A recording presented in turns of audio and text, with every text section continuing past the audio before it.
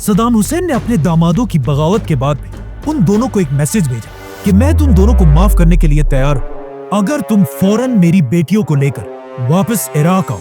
लेकिन जैसे ही उनका जहाज इराक में लैंड हुआ, सद्दाम हुसैन ने उन दोनों को हुक्म दिया कि मेरी दोनों बेटियों को तलाक दो, और इस तलाक के कुछ ही घंटों बाद इन दोनों को मार दिया गया। जिसके बहुत अरसे बाद सद्दाम हुसैन की बेटी से इंटरव्यू लिया गया, जिसमें इंटरव्यूअर ने उससे पूछा कि आपके शौहर को किसने मारा, क्या आपके बाप सद्दाम हुसैन ने? जिस पर उसने कहा कि नहीं।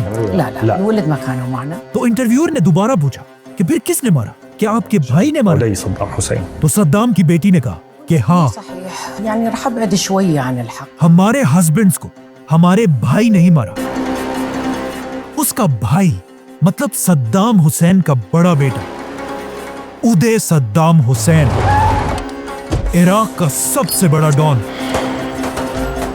जो खुद को अपने बाप से भी ज्यादा पावरफुल समझता था, जिसके जुल्मों को देखकर हॉलीवुड की बड़ी बड़ी फिल्में भी बनी, जो इराक में अपने टॉर्चर,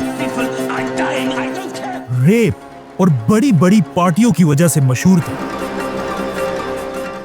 कहा जाता है इराक की हर शरीफ औरत सद्दाम के इस बेटे के सामने आने से डरती थी, जो कभी भी किसी को उठाकर किडनैप कर लेता था और कोई इसे कुछ नहीं कह सकता था, क्योंकि इराक इसके बाप का मुल्क था, जो इराक में कहीं पर भी किसी पर भी गोलियां चलाता था।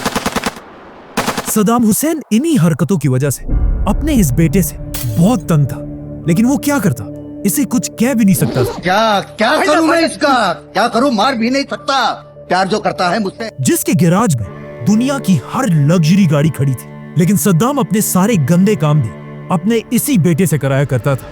इसीलिए अपने बेटियों के शौहरों को मारने का टास्क भी सद्दाम ने अपने इसी बेटे को दिया, जिसने जाकर उन्हें कुछ ही घंटों में मार दिया।